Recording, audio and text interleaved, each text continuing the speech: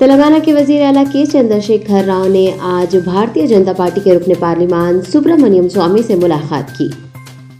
सुब्रमण्यम स्वामी की रिहाइशगाह पर हुई मुलाकात के दौरान किसान लीडर राकेश टिकैत व दीगर भी मौजूद थे। वजीर आला तेलंगाना के चंद्रशेखर राव आजकल दिल्ली के दौरे पर हैं और बीजेपी के मुखालिफ महाज तश्कील देने की तैयारियां कर रहे हैं।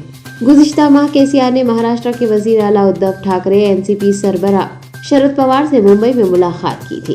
2 रोज कबल केसीआर दौरे दिल्ली पर रवाना हुए हैं। तवक्को है कि वो उत्तर प्रदेश इंतखाबात में बीजेपी मुखालिफ इंतखाबी मुहिम में हिस्सा लेंगे। तेलंगाना हुकूमत ने इंटरमीडिएट सालाना इम्तिहान के शेड्यूल में मामूली सी तब्दीली की है। नए शेड्यूल के मुताबिक इंटर साल अव्वल के इम्तिहानात 22 अप्रैल से शुरू होंगे और 11 मई तक मुनक़िद किए जाएंगे, जबकि 23 अप्रैल से 12 मई तक सेकेंड ईयर के इम्तिहानात मुनक़िद किए जा रहे हैं।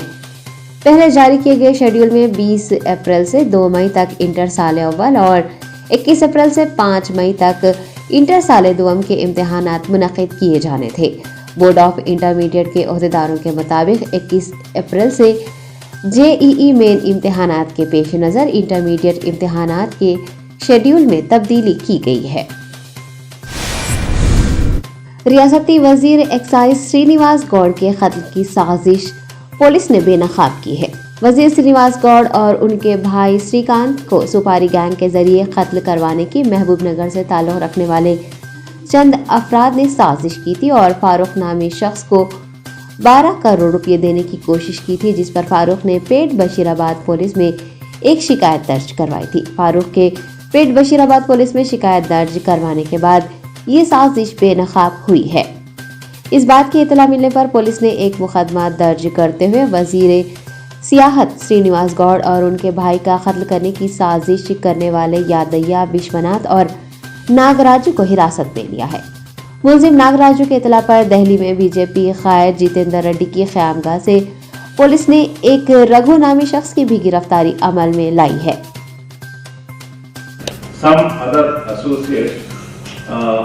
ఒక కాన్స్పిరసీ అంటే హత్యకు కుట్ర పన్నారని చెప్పి మనకి కొన్ని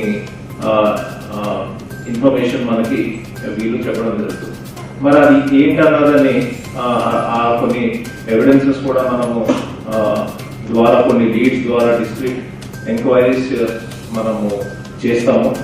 చేసిన తర్వాత మనకి రాఘవేంద్ర రాజు, మున్నూరు రవి అండ్ మధుసూదన్ రాజు వీళ్ళందరూ ఢిల్లీలో ఉన్నట్టు మనకి తేలుతుంది. తర్వాత వీళ్ళు మనకి ఇనిషియల్గా వీళ్ళు ఎక్కడ ఉన్నారని మనకు ఆ ఇన్ఫర్మేషన్ రాదు. తర్వాత మనము వీళ్ళ లొకేషన్ తీసి మనం లొకేషన్ ఐడెంటిఫై చేస్తే వీళ్ళు ఎక్స్ఎంపీ జితేందర్ రెడ్డి గారి సర్వెంట్ క్వార్టర్స్లో ఉన్నట్టు మనకి ఇది తెలిసి వస్తుంది. ఇక్కడ మనము చూస్తే వీళ్ళని మనము 160 సిఆర్పిసి కూడా మనము ఇచ్చి తర్వాత వీళ్ళని అరెస్ట్ చేసి మనము ఇక్కడికి హైదరాబాద్ తెస్తాము. తెచ్చిన తర్వాత ఒక పెద్ద కాన్స్పిరసీ, మర్డర్ కాన్స్పిరసీ ఏదైతే ఉన్నదో ఇదంతా रियासत तेलंगाना के वजीर सेहत हरीश राव ने हल्का असम्बली मुधोल मुस्तखर में 8 करोड़ की लागत से तामीर किए गए विद्या विधाना परिषद हॉस्पिटल का संग बुनियाद रखा। बाद आवाम से खिताब करते हुए उन्होंने कहा कि वजीर आला केसीआर की जेर क़यादत तेलंगाना तरक्की की सिमत गामजन है। केसीआर की फलाही स्कीमात मुल्क भर में मकबूल है। उन्होंने बीजेपी सदर बंडी संजय को भी तनकीद का निशाना बनाया और कहा कि वो अवाम को गुमराह करने वाली बातें कर रहे हैं। उन्होंने बीजेपी को चैलेंज करते हुए तरक्याती कामों पर मुबाहिसे की दावत दी। हरीश राव ने टीआरएस हुकूमत की फलाही स्कीमात का तस्करा करते हुए कहा कि रईतु बंधु स्कीम यहाँ पर नाफिज की गई है। शादी मुबारक स्कीम ने गरीब माँ बाप के चेहरे पर मुस्कुराहट लाई है। आसरा पेंशन स्कीम ने ज़ईफ और माजूरों की तकलीफें दूर की हैं। उन्होंने पेट्रोल की कीमतों को लेकर मरकजी हुकूमत पर भी नुक्ताचीनी की। हरीश राव ने कांग्रेस को भी तनकीद का निशाना बनाते हुए कहा कि कांग्रेस भी अवामी एतमाद खो चुकी है। उन्होंने हल्का मधोल के अवाम से कहा कि मधोल सरकारी दवाखाना इलाके का मिसाली दवाखाना बनेगा। साउथ जोन टास्क फोर्स और काला पत्थर पुलिस ने मुश्तरका कार्रवाई करते हुए काला पत्थर पुलिस हुदूद में वाक़े एक गेमिंग हाउस पर छापा मारा है। South zone task force inspector Raghavendra की जेर निगरानी हुई कार्रवाई में पुलिस ने 6 अफराद को हिरासत में लिया है और उनके कब्जे से 25,000 रुपये नकद रकम, मोबाइल फोन, प्लेकार्ड्स व दीगर अशिया बरामद कर ली हैं। NSUI तेलंगाना यूनिट ने आज एक एहतजाजी रैली मुनज़्ज़म करते हुए यूक्रेन में फंसे तलबा को वतन वापस लाने का मुतालबा किया है। तेलंगाना स्टेट प्रेसिडेंट वेंकट बालामुर की जेर सदारत हुए इस एहतजाज में NSUI कारकुनान ने इल्जाम लगाया है कि हुकूमत तलबा को वापस लाने में कोताही बरत रही है। NSUI कारकुनान ने सरकार के रवैये पर बरहमी का इजहार भी किया है। इस मौके पर NSUI सदर वेंकट बालामुर ने कर्नाटक के तालिब इल्म की हलाकत का जिम्मेदार मरकजी हुकूमत को ठहराया है और मोदी हुकूमत को इसकी जिम्मेदारी लेने का मुतालबा किया है। NSUI सदर ने कहा है कि यूक्रेन में तलबा मुश्किल से दो चार है और हुकूमत इंतखाबात और तशहीर में मसरूफ है। साइबराबाद जॉइंट CP अविनाश मोहंती ने आज 4th ग्रीवियंस सेल इजलास मुनक़िद किया। इस इजलास में DCP IPS Kalmeshwar, DCP women and children safety wing Anusuiya, दीगर DCPs, ACPs, SPs, admin officers, chief account officers, मुख्तलिफ महकमा जात के हुकाम व दीगर भी मौजूद थे।